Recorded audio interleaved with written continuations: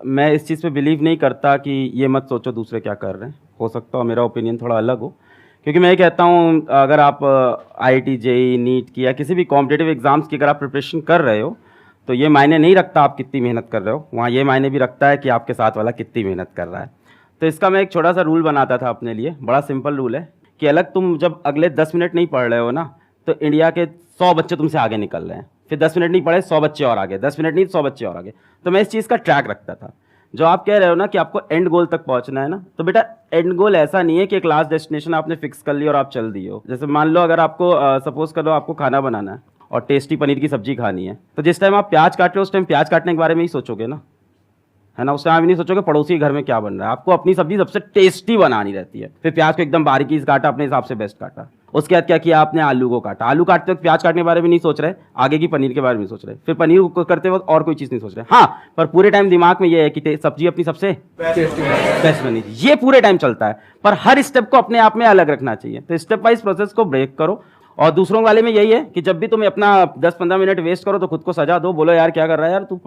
एक रूल बना लो अपना कि हर 10 मिनट जब वेस्ट कर रहे हैं 100 बच्चा अपन से आगे निकल रहा है। ऐसे करेंगे ऑफ कोर्स सबसे अच्छी चीज़ होती है कि मेरे साथ भी जब ऐसा होता है, जब ऐसा खराब टाइम आता है कि तुम डाउन फेस चल रहा है, नहीं सही सो रहा है, तो इंसान को अपनी पावर याद करनी चाहिए, अपनी पुरानी। और कहीं ना कहीं हम लोग ने लाइफ में हर किसी ने मचाया है, उन दिनों को अपने याद करो और उन दिनों को अपनी मोटिवेशन बनाओ। उन दिनों की चीज़ों को ऊपर अपने लिख के दीवार पे चिपका लो और इन दिनों को याद करके वापस आगे बढ़ो। जब 2013-14 में मैं जा रहा था ऑफलाइन कोचिंग पढ़ाने, तो पूरे रास्ते कान में ईयरफोन होता था और मेरे 2 गाने थे बहुत एनर्जेटिक, जैसे सर ने लक्ष्य बताया। तो मेरे 2 गाने थे। पहला था आरंभ है प्रचंड, 2013-14 से, अभी बड़ा वायरल हो गया है, हम लोग तो तब के फ़ैन हैं, उसके लाइन्स रटी हुई थी सारी। और वो गाना जैसे सर बता रहे हैं लूप में 10 बार 20 बार, तो you start imagining your self in that song. ऐसा टाइम आ जाता है, जो मन करे सो प्राण दे, जो मन करे सो प्राण ले, वही तो एक सर्वशक्तिमान है, विश्व की पुकार है, युद्ध ही तो वीर का। तो इंसान अपने आप को एकदम योद्धा समझ लेता है। And the second song was very very energetic and that was Shiv Tandav stotram.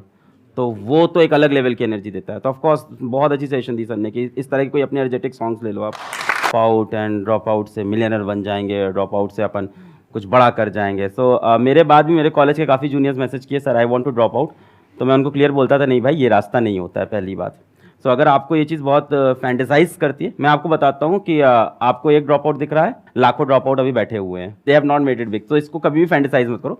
C drop out करने के लिए ड्रॉप आउट करना है बहुत बेवकूफ़ी लगती है मुझको, ये दिखाने के लिए कि अब मैं ड्रॉप आउट करके कुछ बड़ा कर जाऊंगा लाइफ में। यार तुमने वो कोर्स किसी चीज़ से सोच के लिया था ना, अब बीच में ड्रॉप आउट करके खुद ही की सोचो गलत प्रूफ कर रहे हो, पहली बात तो, है ना। अगर तुम्हारे पास डेफिनेट कोई ऐसा मकसद आ गया है और तुमको दिख रहा है वहां काम नहीं बन सकता। मैंने ड्रॉप आउट जो किया था वो सिचुएशन ये थी कि one of my friend called my sister and he said to her कि इसको वापस बुला लो, यहाँ मर जाएगा, ये यहाँ एक कुछ नहीं कर पाएगा, इसकी सारी उम्मीदें सब यहाँ पे मरने वाली हैं अब। तो एक अलग सिचुएशन थी वो, एकदम उसको मैं याद नहीं करना चाहता हूँ दिनों। कोई अच्छा फेज नहीं है मेरी लाइफ का वो कि उसको याद कर मैं बहुत प्राउड फील करता हूँ, ठीक है। अच्छा, दूसरी चीज़ जो आपने पूछी कि मैंने क्या डिफरेंट कर लिया या क्या ऐसा कर लिया, भाई मैंने कुछ डिफरेंट नहीं किया। सर ने बोला क्या है आसान है, तो वो एकदम सही बात है, मैंने कुछ डिफरेंट नहीं किया। जो सेट ऑफ रूल सिंपल थे उनको फॉलो किया और ट्रस्ट किया अपने ऊपर। मैंने किसी अलग पांडे से क्वेश्चन नहीं पूछा कि मुझे क्या डिफरेंट करना है, मेरे को जो खुद सही लगा मैंने वो किया। हर स्टेप पे अपने हिसाब से अपने डिसीजन लिए। मैं ये श्योर था कॉलेज छोड़ते वक्त कि मुझे पढ़ाना और मैं पढ़ाने में करके दिखा दूंगा। हमने जो डिसीजन लिए उस पर मैं लगा रहा कि इसको मैं सही करके दिखाऊंगा। ऐसा कोई भी डिसीजन आप लोगे, हर चीज में ऊपर नीचे चलता रहता है। So you have to stick to it और फिर उसको डिफेंड करना होता है। और कई बार बहुत बुरे फेजेस आते हैं तो उसमें भी आपको होल्ड ऑन करना होता है। तो मैंने उन फेजेस को होल्ड ऑन किया और मैं चलता रहा। यही था। मेरे पास भी जॉब ऑफर्स थे, सबको पता है, एक एक करके जॉब ऑफर्स चेंज होते गए। मेरे पास एक बार बीच में एक मार्केटिंग का जॉब ऑफर हुआ था, मैं कभी डिस्क्लोज नहीं किया। ये इनिशियली आ गया था 6 लाख रुपए का मार्केटिंग का job offer, because I was good in speaking skills. तो मार्केटिंग का जॉब ऑफर आ गया था, तो आई डिनाइड दैट क्योंकि मुझे पढ़ाना था। तो अपने गोल में मैं स्टिक था। और क्या, मेरा तो वही है जिंदगी में, मतलब जो करते हैं ताबड़ तोड़ चाहिए तो चाहिए। So that kind of spirit I have. And हाँ, उससे सेटबैक भी लगता है क्योंकि कई बार चीज़ें नहीं मिलती हैं और तब दिल टूटता है बहुत भयंकर, और फिर रोता है इंसान, है ना, बहुत ज़बरदस्त। फिर उससे लगती है सीने में आग और फिर लगता है कुछ करके दिखाएंगे। And there is nothing wrong in having that kind of passion. There is nothing wrong in crying when you are not successful. It shows that you were serious about that thing. रो यार, इंसान है, किसी चीज़ के लिए बहुत try किया, नहीं जीते, रोएंगे कमरे में, फिर वापस आएंगे, फिर लड़ेंगे। अभी भी मेरे को दोनों में चल रहा है क्या है। पर हाँ, कोचिंग वाले से मेरे को मजा आता था बच्चों को पढ़ाने में कि यार आप लाइफ चेंजिंग कोई काम कर पा रहे हो। सो ऐसी 2-3 चीज़ें होंगी जिनसे आपको प्यार होगा जीवन में, जो अच्छी लगती होंगी करना, और उसमें से कुछ मत छोड़ो, तीनों चीजें करते रहो। पहली बात तो for a long period of time keep doing it. तो मैं करता रहा, ड्रामेटिक्स करता रहा। फिर मैं जब कोचिंग में उतरा, ऑफलाइन कोचिंग में, और फिर वहां पे अचानक से I sort of got viral, या यूट्यूब पे आए तो बच्चे बहुत प्यार दिए। मैंने कॉलेज में जब नुक्कड़ नाटक किया तो उसको ग्रुप का नाम था होप्स अलाइव। तब मुझे नहीं पता था, आज मुझे वो चीज बहुत इंपावर करती है कि होप्स आर स्टिल अलाइव।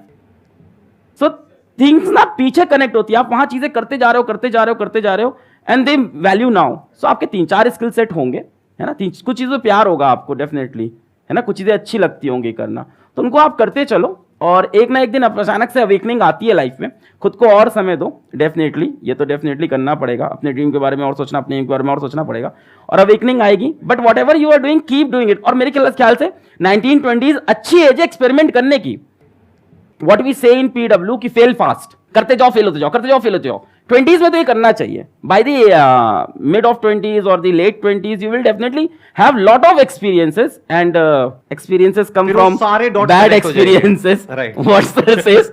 सो वो सारे डॉट फिर कनेक्ट हो जाएंगे। दैट वाज सब। भी जो कर रहे हो ना, दूसरों के प्रेशर में मत करना। सबसे पहली चीज, माँ बाप के प्रेशर में या सोसाइटी से कॉमर्स तुमने ले लिया, अब तो ले लिया है, खैर, है ना, अभी भी ऑप्शंस बहुत है। सो मतलब यार अब कुछ फर्क नहीं पड़ता आप क्या फील्ड चूज की हो। मतलब do you know Sandeep sir किस फील्ड को चूज किया था, know what he is doing in life, मैंने क्या चूज किया था, know what I am doing, तो इट डजंट मैटर। पहली चीज तो ऐसी चीजें मत करना जो किसी के प्रेशर में कर रहे हो, और जो करो ताबड़तोड़ करो।